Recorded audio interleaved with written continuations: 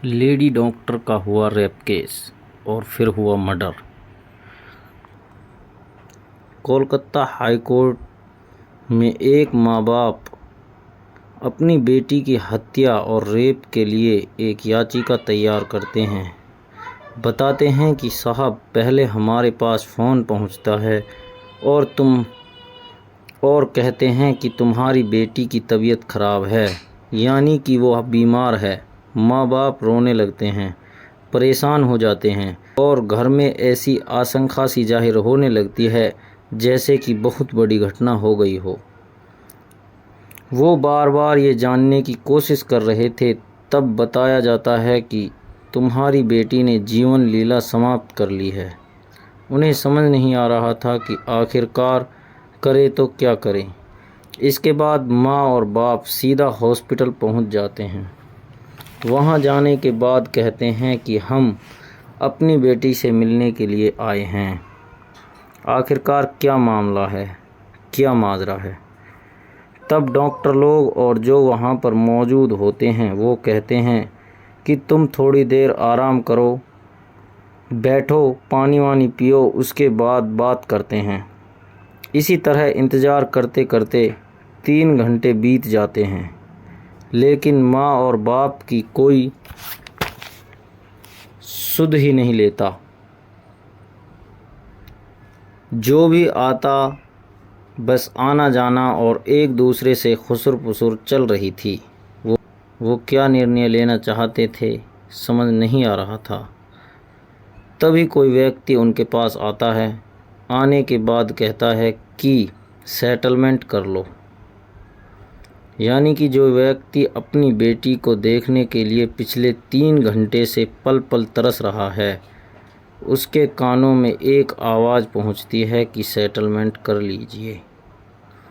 किस तरह का सेटलमेंट कर लीजिए। जैसे ही हाई कोर्ट ने ये बात सुनी, याचिका सुनी, दरअसल पहले ही इस घटना को लेकर पूरे देश में बवाल मचा हुआ है। बड़ी संख्या में लोग सड़कों पर उतरे हुए हैं। जो बीमार हैं उन्हें हॉस्पिटल में इलाज इसलिए नहीं मिल रहा है क्योंकि डॉक्टर ही सुरक्षित नहीं हैं, तो फिर इलाज होगा कैसे। अब ऐसी स्थिति में हाई कोर्ट को इस बात को लेकर थोड़ा तल्ख होता है, गुस्सा भी आता है, और गुस्सा आने के बाद वो कहते हैं ऐसा कुछ हुआ है तो ठीक है। मुख्यमंत्री ममता बनर्जी कहती है कि अगर हम 7 दिन में सबूत नहीं जुटा पाए या मामले की जांच नहीं जुटा पाए तो 7वें दिन इस मामले को हम सीबीआई को सौंप देंगे। 7वें दिन यदि इस मामले को सौंपेंगे, हो सकता है कि तुम इन सबूतों के साथ छेड़छाड़ करो, इसलिए 5 दिन में ही तुम कुछ नहीं कर पाए तो 5 दिन में ही ये मामला सीबीआई को जाता है। साथ ही एक बड़ी बात पकड़ी गई कि मेडिकल कॉलेज के प्रिंसिपल होते हैं। प्रिंसिपल ने ये जिम्मेदारी ली, नैतिक जिम्मेदारी। वो कहते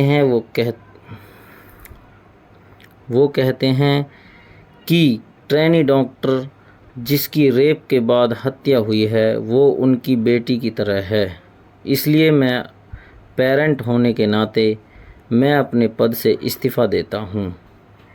अभी पद से इस्तीफ़ा दिया ही था कि राज्य सरकार ने उन्हें कलकत्ता मेडिकल कॉलेज का प्रिंसिपल बना दिया। उनको ऐसी क्या जल्दी थी, प्रिंसिपल ने इस्तीफ़ा दिया ही है, तुरंत उसको ये जिम्मेदारी दे दी। अब ऐसी स्थिति में हाई कोर्ट जो तल्ख रवैया अपनाता है, वो 2 बात कहते हैं कि उस मामले की जांच सीबीआई करेगी, और दूसरा ये है कि प्रिंसिपल को छुट्टी पर आप भेजते हैं या फिर हम भेजें। दरअसल आज की जो सच्ची घटना है मैं आपको सुनाने जा रहा हूँ। इस सच्ची घटना के माध्यम से ये समझने की कोशिश करते हैं कि आखिरकार इस लेडी डॉक्टर के साथ इस भयानक रात में कब क्या हुआ था। जानने की कोशिश करेंगे, ये समझने की कोशिश करेंगे। एक सच्ची घटना सुनाने जा रहा हूँ। ये घटना है पश्चिम बंगाल की राजधानी कलकत्ता की।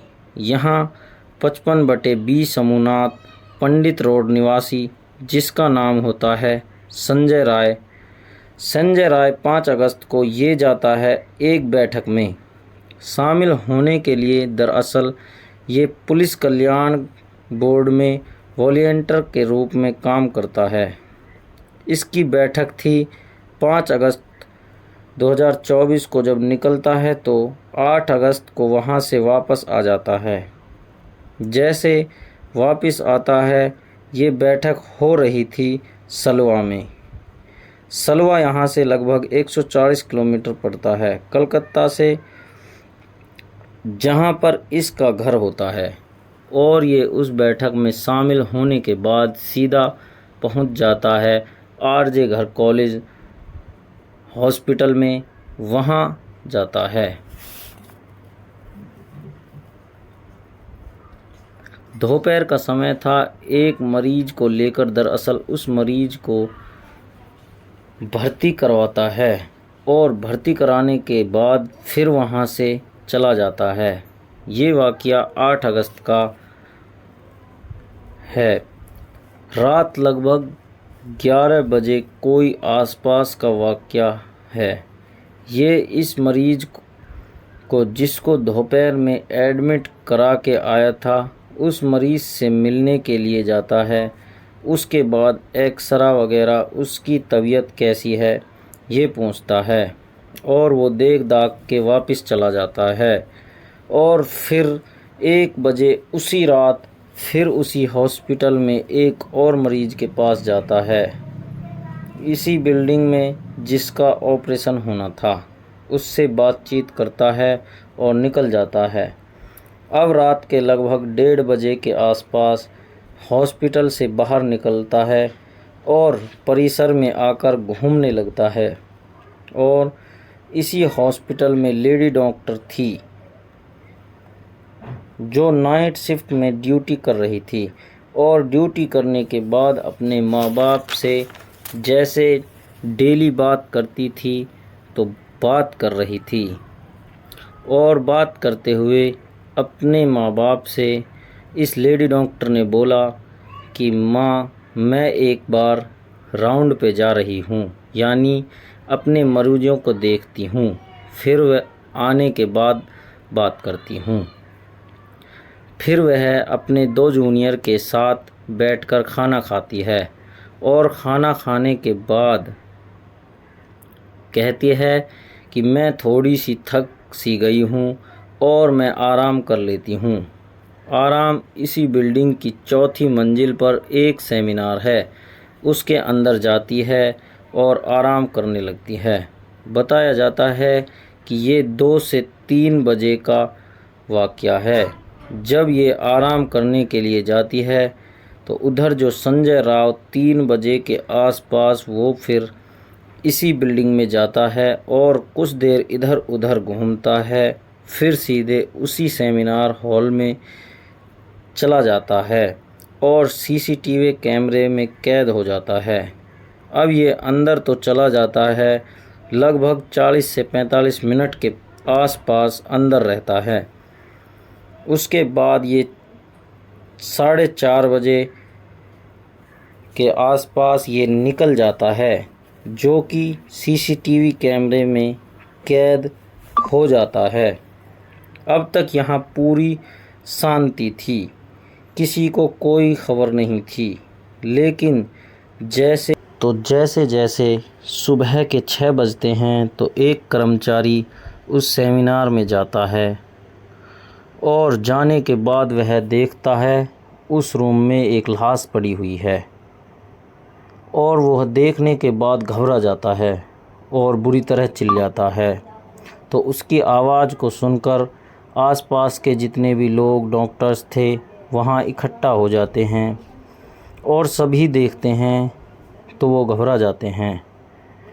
उनकी ये समझ में नहीं आ रहा था कि आखिरकार ये क्या माजरा है। साथ ही आपको ये बता दें कि संजय राव के 4 बीवी थी। जो पहली थी वो उसे छोड़कर चली गई, दूसरी थी वो भी उसे छोड़कर चली गई, तीसरी भी छोड़कर चली गई। चौथी थी, वो किसी बीमारी के कारण मौत हो गई थी। और पड़ोसियों से कुछ पता करते हैं तो पड़ोसी भी ये बोलते हैं कि ये इसके घर में से इनकी बीवियों की आवाज़ आती थी चिल्लाने की। तो ऐसा माना जाता है कि ये अपनी बीवियों के साथ इतनी दरिंदगी के साथ ही व्यवहार किया करता था, इसलिए इसकी बीवी नहीं रुक पाती थी। तो ये अपनी सबूत को छुपाने के लिए ये नशे में धुत था और ये जाकर वहाँ पुलिस वालों के वहाँ सो जाता है। और वहाँ से जब इसका नशा उतरता है तो ये सोचता है कि आज तो मैंने कुछ बड़ा कांड कर दिया है, आज तो मैं पकड़ा जाऊंगा। और यह जल्दी जल्दी अपने सबूत छुपाने लगता है, ड्रेस भी चेंज कर लेता है।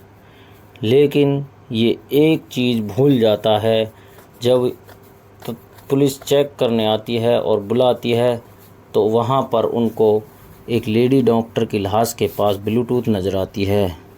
उस ब्लूटूथ की पूछी जाती है, वहाँ के आसपास सभी डॉक्टर्स से सभी से पूछी जाती है और पता किया जाता है तो उस ब्लूटूथ से पता चलता है कि यहाँ के किसी संजय राव के नाम से यह ब्लूटूथ कनेक्ट है।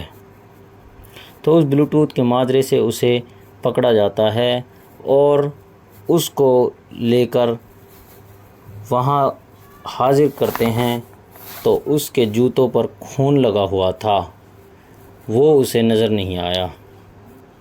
ये एक सच्ची कहानी थी जिसको दबाने की कोशिश कर रहे थे और दबाने के कोशिश करने के बावजूद उनके माँ बाप से कॉल कर कर बोला जा रहा था कि आपकी बेटी तो बीमार है। आप कभी बोल रहे थे कि आपकी बेटी ने तो सुसाइड कर लिया है।